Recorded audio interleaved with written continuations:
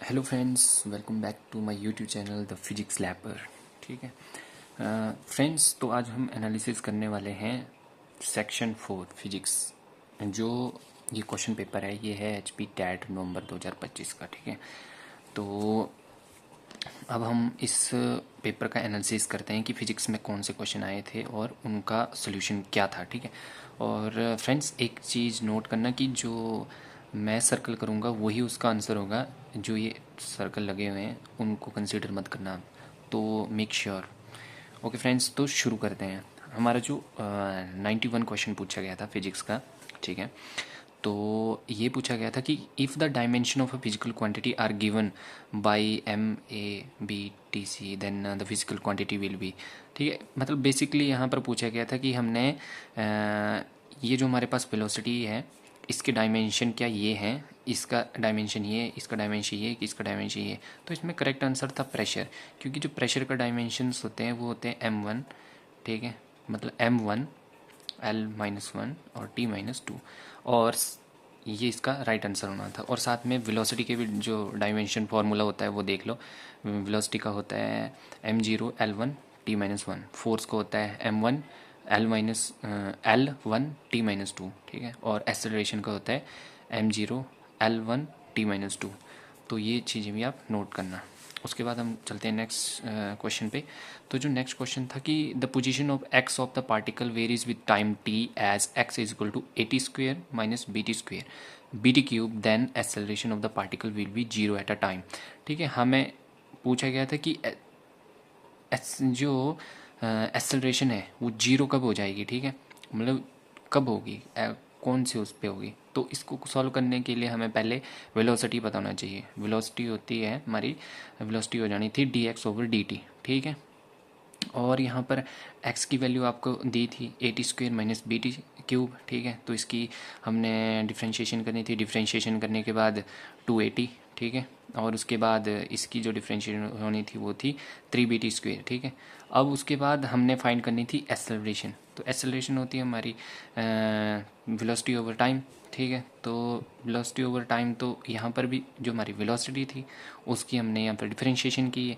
तो डिफरेंशिएशन करने के बाद जो हमारी एक्सेलरेशन आई थी वो आई थी 2A-6BT। ठीक है, और इन्होंने तो पूछा था कि जीरो टाइम पे क्या होता, तो हमने इसको जीरो कर दिया। ठीक है, इसको जीरो किया तो यहाँ से 6BT is equal to 2A, यहाँ से 2 से 3 कट गया। ठीक है, 6 कट गया तो यहाँ पर 3 आया है, तो T is equal to A/3B। तो इसका राइट आंसर C आना था। ठीक है, उसके बाद क्वेश्चन नंबर 93 पूछा था कि identify the vector quantity among the following. ठीक है, यहाँ पर पूछा गया था कि वेक्टर क्वांटिटी कौन सी है। तो इसका आंसर था एंगुलर मोमेंटम, क्योंकि ये एक स्केलर क्वांटिटी है। क्योंकि हमें पता है कि जो स्केलर क्वांटिटी होती हैं उसका ओनली मैग्नीट्यूड होता है, और जो वेक्टर क्वांटिटी होती है उनके पास मैग्नीट्यूड और डायरेक्शन दोनों होती हैं।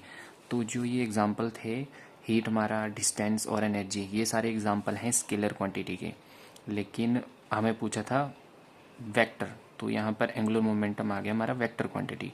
ठीक है, फोर्स, वेलोसिटी, एक्सेलरेशन, ये सारे वेक्टर क्वांटिटी हैं, तो इनका आप ध्यान रखना। ओके, नेक्स्ट क्वेश्चन था हमारे पास कि a force of 5 Newton act on a body of a weight of 9.8 Newton.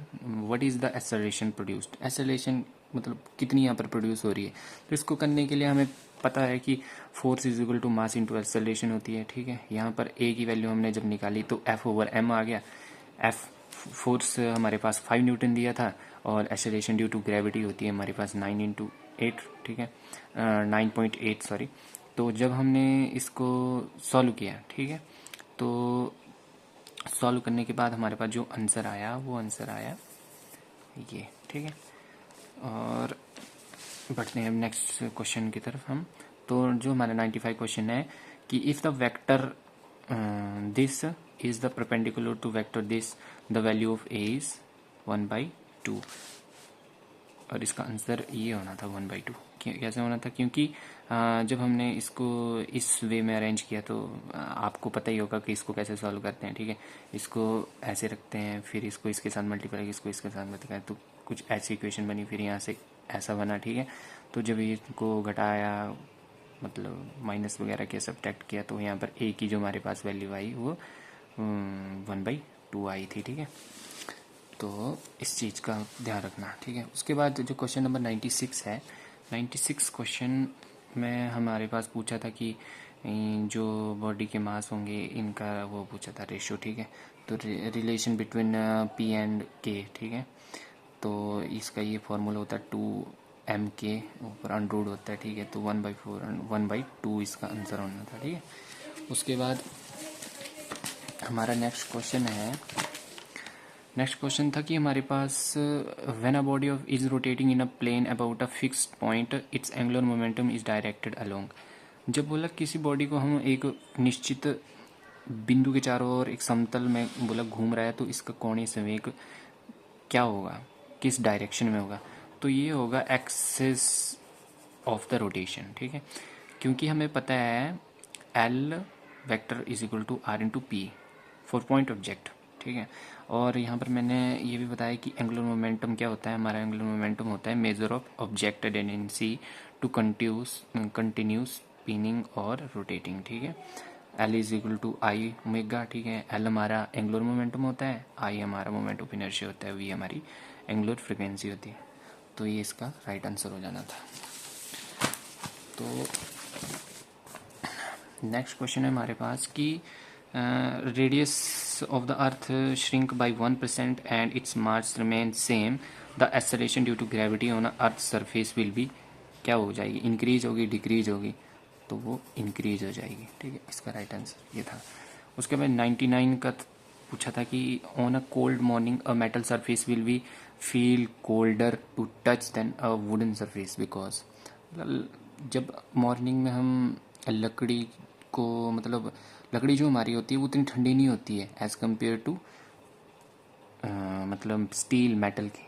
तो क्यों होता है, क्योंकि मेटल के जो थर्मल कंडक्टिविटी होती है वो ज़्यादा होती है, ठीक है। तो इसलिए इसका आंसर बी आना था। और जो 100 क्वेश्चन था हमारे पास, इसका आंसर हमारे पास फर्स्ट वाला आना था, ठीक है।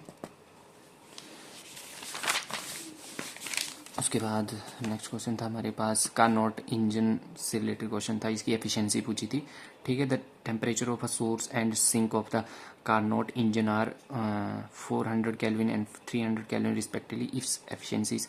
तो हमारे पास एफिशिएंसी का फॉर्मूला ये होता है n is equal to 1 - T2 over T1 into 100, ठीक है। T2 की वैल्यू हमारे पास 400 दी थी और T1 की वैल्यू हमारे पास 300 दी थी। सिंपल था, इससे कट गया। फिर 1 - 0.75 इंटू 100, जब इसको माइनस किया तो 0.25 और 0 से 0 कट गया तो 25% हमारे पास इसका आंसर हो गया, ठीक है। उसके बाद if the length of a simple pendulum increased by 2% then the time period will be increase by 1%। क्यों, क्योंकि time period is directly proportional to length, ठीक है। और हाफ लिखा हुआ है यहाँ पे, ठीक है। और change in time over time is equal to delta L over L। तो यहाँ से हमारे पास 1/2 इंटू 2/1, तो 1, तो इंक्रीज हो गई है, ठीक है, इंक्रीज। तो और जो हमारे पास नेक्स्ट क्वेश्चन था कि हमारे पास if equation of a sound wave is y is equal to 0.0015 sine, तो then the wavelength will be, ठीक है। वेवलेंथ फाइंड करनी थी, तो यहाँ पर हमारे पास y is equal to a sine k x plus omega t, एक फॉर्मूला होता है ये, ठीक है। और यहाँ से हमारे पास जो लैम्डा है, ठीक है, लैम्डा आना था हमारे पास 2 पाई ओवर के, ठीक है। 2 हमारे पास ये है, 2 का 2, पाई की वैल्यू 3.14 और के की जो वैल्यू आनी थी ये आनी थी, क्योंकि अकॉर्डिंग टू दिस के ये है तो एक्स तो एक्स ही है, तो इसकी वैल्यू यहाँ डाल दी। तो जब इनको मल्टीप्लाई किया तो ये आपस में कट गए, तो ये इसका आंसर 0.1 यूनिट आना था, ठीक है। और यहाँ पर बोल रहे हैं कि यदि आप स्प्रिंग वाली घड़ी को चंद्रमा पर ले जाते हैं, ठीक है, तो क्या होगा, कुछ चेंज होगा। तो समय में परिवर्तन दिखाएगी कि काम नहीं करेगी, धीरे चलेगी कि तेज चलेगी, ठीक है। वो कोई चेंज नहीं दिखाएगी किसमें, टाइम में, क्योंकि it relies on the potential energy of the spring and balance between wheel not gravity. Gravity के ऊपर इसका कोई वो नहीं पड़ता है, ठीक है। अगर नोट एक चीज़ याद रखना, अगर हम पेंडुलम को चांद पर ले जाएं तो क्या फ़र्क पड़ेगा, तो जो पेंडुलम की क्लॉक है वो स्लो डाउन हो जाती है, लेकिन जो हमारी स्प्रिंग वाली घड़ी होती है, ठीक है, उस पे ऊपर कोई मतलब चेंज नहीं होगा, लेकिन पेंडुलम जो है उसकी वो डाउन हो जाएगा। उसके बाद क्वेश्चन पूछा था कि the work done in a placing a charge of 8 × 10⁻⁻18 coulomb on a capacitor of capacity 100 microfarad is, ठीक है। तो इसका जो आंसर होना था वो, इसका आंसर यही था, डी वाला, ठीक है। इसको कुछ इस हिसाब से किया था कि work done is equal to charge का स्क्वायर ओवर 2c, ठीक है। चार्ज हमारे पास, चार्ज की वैल्यू ये थी, कैपेसिटेंस हमारे पास कितना था, 100 माइक्रोफैराड का था।